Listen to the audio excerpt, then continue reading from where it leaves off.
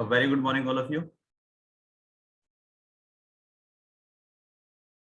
So today we are going to discuss power factor. ठीक है, power factor क्या होता है और ये किस तरीके से हमारे सर्किट में एक इम्पॉर्टेंट रोल प्ले करता है, इसको आज हमें समझना है। ठीक है, तो पावर फैक्टर के बारे में अगर हम बात करें तो पावर फैक्टर को अगर हम डिफाइन करते हैं सबसे पहले that what is power factor, so it is defined as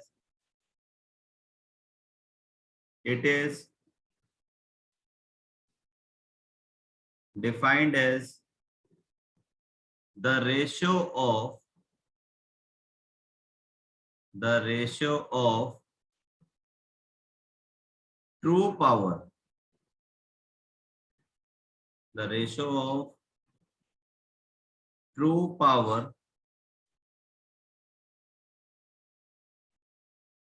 to the apparent power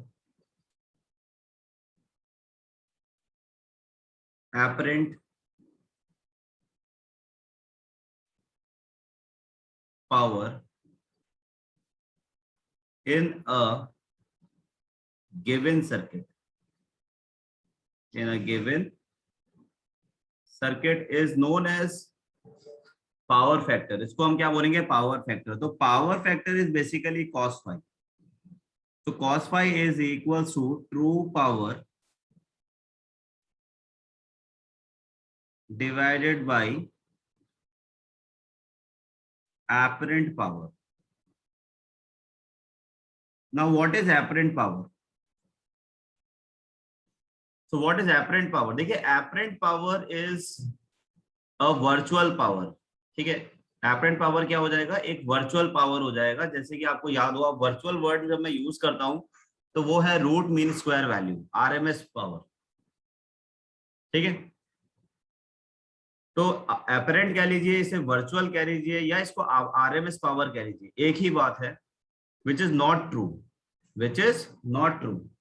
तो ट्रू पावर तो वो पावर है जो हम एग्जैक्टली हम जो कंज्यूम कर रहे हैं, ultimately net power is known as true power. तो एपरेंट पावर क्या है? जो हमें दिखाई तो दे रही है बट हकीकत में वो है नहीं। ठीक है, तो उसको हम एपरेंट पावर कहते हैं। ठीक है, विच इज नॉट ट्रू। तो फाइनली अगर हम यहाँ लिखे तो cos phi can also be written as true power is let's say P divided by apparent power can be written as VRMS multiply by current IRMS। ठीक है, V into आई formula होता है, RMS इसलिए लिख रहा हूं क्योंकि ये एपरेंट है, वर्चुअल है। ठीक है, मैं यहाँ लिख देता हूँ वर्चुअल पावर भी लिख देता हूँ ताकि याद रहे कि it's a virtual power. So finally you will get that power is equal to V RMS IRMS cos phi। ठीक है जी, तो इस तरीके से P is equals to VRMS IRMS cos phi, ये हमारे पास फॉर्मूला हो गया, where phi is the angle between voltage and current. ठीक है, phi क्या हो जाएगा? वोल्टेज और करंट के बीच का एंगल। अब इसको मैं प्रैक्टिकली अगर आपको समझाऊं कि प्रैक्टिकली इसका मतलब क्या है, व्हाट इज इट्स सिग्निफिकेंस, इसकी सिग्निफिकेंस क्या है, तो सिग्निफिकेंस थोड़ा सा अब आप प्रैक्टिकली समझो। देखो क्या है, मान लो कि आपके घर में एक मीटर लगा हुआ है, तो ये तो हो गया आपका मीटर। ठीक है, अब मीटर जब लगा हुआ है तो लेट से ये एक लाइन यहाँ गई हुई है। ठीक है, इसी तरीके से एक लाइन आपने यहाँ पे लगा रखी है इस तरीके से, और यहाँ से आपका इनपुट आ रहा है। so लेट से this is your input, assume कर लीजिए। ठीक है, इस तरीके से अज्यूम कर लीजिए। so let's say this is your input। ठीक है, ये आपका मीटर हो गया। ठीक है, एंड अब होगा क्या कि मान लीजिए कि यहाँ पर आपने कुछ इंडक्टर, कुछ डिवाइसेस लगा दिए, लेट से डिवाइसेस लाइक लेट से आपने यहाँ पर एक बल्ब कनेक्ट कर दिया है। ठीक है, इस सप्लाई में लेट से यहाँ पे एक बल्ब कनेक्टेड है। ठीक है, ऐसे ही आप मान लीजिए कि एक लाइन में लेट से आपका कोई मोटर कनेक्टेड है, कोई मोटर कनेक्टेड है, और लेट से कुछ आप ऐसा मान लीजिए कि कोई एक और डिवाइस कनेक्टेड है। ठीक है, जैसे कि कंप्यूटर कनेक्टेड है जिसमें बहुत सारे फिल्टर लगे रहते हैं। ठीक है, तो यहाँ पर लेट से एक कंप्यूटर कनेक्टेड है। ओके, अब होता क्या है कि क्योंकि जैसे कि आप सभी को पता है कि power consumed by resistance is I square R. ठीक है, जो पावर अल्टीमेटली यूज करता है तो रेजिस्टेंस तो यूज करता है in the form of heat. लेकिन जब हम बात करते हैं इंडक्टर और कैपेसिटर में तो पावर की वैल्यू जीरो आती है। For one complete cycle the power consumed by the inductor and capacitor is always equal to zero. तो उसकी वजह क्या है, उसको आप इस तरीके से समझ सकते हैं कि मान लीजिए कि अगर आप यहाँ पर लेट्स से 100 वॉट का आपने पावर दिया, तो मीटर जो रीडिंग लेगा वो कितने का लेगा? मीटर जो इनपुट लेगा वो कितने का लेगा? 100 वॉट का ही लेगा। ठीक है, अब इसके बाद जब ये पावर जाएगी तो कुछ पावर ऑब्वियस सी बात है बल्ब लेगा, कुछ पावर कैपेसिटर के पास जाएगा, कुछ पावर आपका इंडक्टर के पास जाएगा। ठीक है, तो कुछ यहाँ भी जाएगा, कुछ यहाँ भी जाएगा, और इसी तरीके से कुछ यहाँ भी चला जाएगा। तीनों में डिवाइड होगा ये पावर। लेकिन क्योंकि कैपेसिटर और इंडक्टर भाई मोटर के अंदर कॉइल्स होती हैं तो इसलिए ये इंडक्टर का काम करेगा एल। ठीक है, कंप्यूटर है तो कंप्यूटर में बहुत सारे कैपेसिटर लगे रहते हैं, तो यहाँ पे मैं सी लिख देता हूँ कैपेसिटर। और बल्ब के अंदर जनरली रेजिस्टेंस होता है तो यहाँ पे रेजिस्टेंस बनाया जाता है। सो व्हाट विल हैपन कि जैसे ही बल्ब के पास जाएगा तो बल्ब तो अपने अंदर क्या करना शुरू कर देगा? हीटिंग इफेक्ट शुरू कर देगा। तो bulb will start to glow. Bulb जो है वो अपने अंदर क्या करेगा? हीटिंग इफेक्ट शुरू कर देगा और बल्ब अपने अंदर ग्लो करना शुरू कर देगा कुछ इस तरीके से। तो बल्ब से तो हीट लॉस होना शुरू हो गया, बल्ब यूज कर रहा है। एंड कैपेसिटर और इंडक्टर के साथ क्या होगा? कैपेसिटर इंडक्टर क्या करेगा? इसको जैसे यूज करके इसको वापस दोबारा से भेज देगा।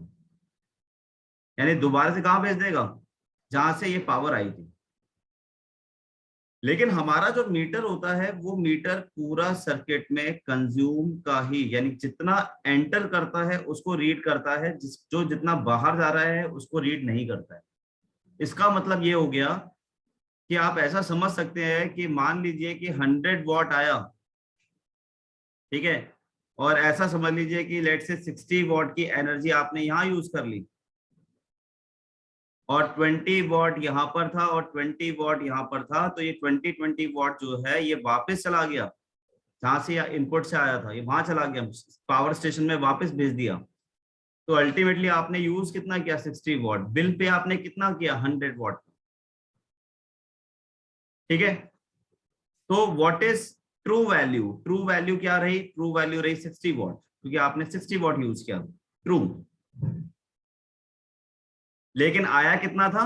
100 वॉट, विच इज एपरेंट, जो कि आपने यूज नहीं करा, विच इज नॉट, मतलब वर्चुअल हो गया ना ये, कि भाई आपने अल्टीमेटली इसको जब यूज ही नहीं करा लेकिन आप इसका बिल पे कर रहे हो। क्यों? क्योंकि आपके सर्किट में कैपेसिटर इंडक्टर लगे हुए हैं और वो पावर को यूज नहीं करते हैं, वो पावर को लेते हैं, अपना काम करते हैं और वापस भेज देते हैं दोबारा। तो यही वजह है कि इंडक्टर और कैपेसिटर जो है वो पावर को कंज्यूम नहीं करते। तो अगर मैं यहाँ पर कहता हूं कि भाई what is the value of power factor here, तो भाई cos फाई की वैल्यू बहुत सीधे सीधे से समझ में आ रही है कि ट्रू वैल्यू इज 60 वॉट। ठीक है, एपरेंट वैल्यू इज 100 वॉट। इसको कैंसिल करेंगे तो वैल्यू निकल के आती है 0.6, यानी 0.6 ही हम यूज कर पा रहे हैं। और इन टर्म्स ऑफ परसेंटेज देखा जाए तो इट इज 60%, यानी जितनी भी हमारी पावर आ रही है उसका हम सिर्फ 60% यूज कर पा रहे हैं। पे हम 100% का कर रहे हैं लेकिन यूज हम कितना कर रहे हैं? ओनली 60%। तो ऐसे सर्किट जो होते हैं वो बहुत ही खराब सर्किट होते हैं, गलत सर्किट होते हैं। इन सर्किट में हमें cos फाई की वैल्यू को इंप्रूव करना पड़ता है। अब हमारे घर में क्योंकि बड़ी बड़ी मोटर्स नहीं लगती है, लेकिन इंडस्ट्रीज में cos फाई की वैल्यू पूरा एक इलेक्ट्रिकल डिपार्टमेंट होता है जो उसको मैनेज करता है।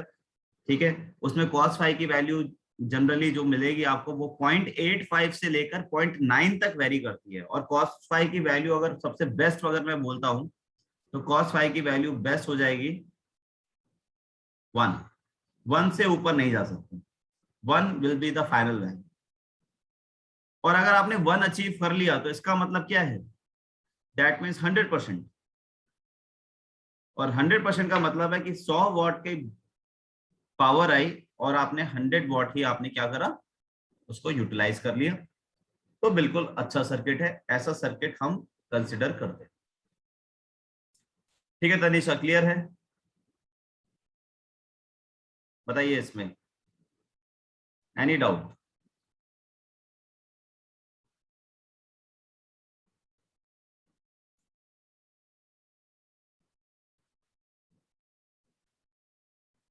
अब इसमें और क्या चीजें पूछी जा सकती है, जैसे कि अगर सपोज आपसे कहता है कि भाई मेरे को बताओ कुछ स्पेशल केसेस की अगर हम बात करें,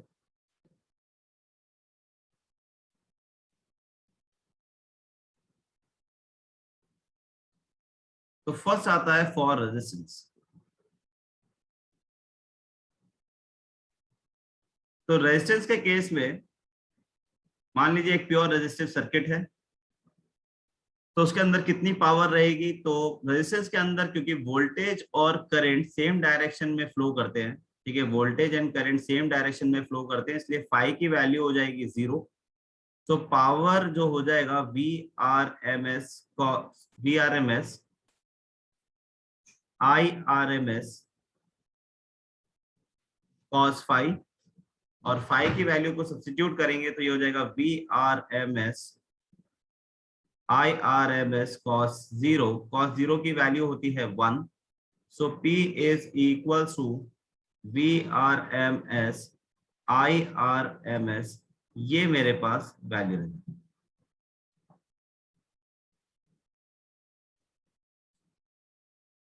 ठीक है, so this will be the power. और भाई रेजिस्टेंस में आपने पढ़ा भी होगा 10th क्लास में, आपने यही फॉर्मूला पढ़ा हुआ है कि power is equal to V into I, क्योंकि वहां पर आपको सिर्फ रेजिस्टेंस सिखाया गया था, कैपेसिटर इंडक्टर के बारे में कुछ नहीं सिखाया गया था, इसलिए वहां पर यही पावर कंज्यूम्ड होती है। हाँ, क्योंकि आरएमएस, अब आप हायर क्लास में आ गए हैं तो आरएमएस आपको बताया गया है, तो correct is P is equal to VRMS into IRMS। इसी तरीके से अगर हम इंडक्टर की बात करें, ठीक है, या हम कैपेसिटर की बात करें, और वी कैन से कैपेसिटर, मैं दोनों को एक साथ लेके चल रहा हूं, इंडक्टर या फिर कैपेसिटर। तो इंडक्टर और कैपेसिटर की भी अगर आप बात करोगे तो उसमें भी सेम चीज ही होती है। ठीक है, तो अगेन मैं मानता हूं कि वोल्टेज और करंट हमेशा एक दूसरे के साथ कैसे चलते हैं, 90 डिग्री के लैग पे चलते हैं। तो मान लीजिए ये करंट है, ये वोल्टेज है, और इनके बीच में एंगल कितना बनेगा, 90 degree, in case of inductor और कैपेसिटर। ठीक है, या तो ऐसा बनेगा या फिर ये कुछ इस तरीके का बनेगा कि वोल्टेज यहाँ पर है और करंट मेरा यहाँ पर चला जाएगा, कुछ इस तरीके से। ठीक है, ये इंडक्टर के लिए हो जाएगा, this is for inductor and this is for capacitor. But 90 degree रहता है, तो 90 डिग्री रहेगा तो वंस अगेन फाई की वैल्यू हमारे पास 0 हो जाएगी। So we can put the values VRMS IRMS cos 0, sorry not 0, cos 90, क्योंकि भाई फाई कितना हो जाएगा यहाँ पर 90 हो जाएगा। ठीक है, तो cos 90, तो cos 90 की वैल्यू की अगर हम बात करें तो cos 90 is equal to 0, so power is equal to,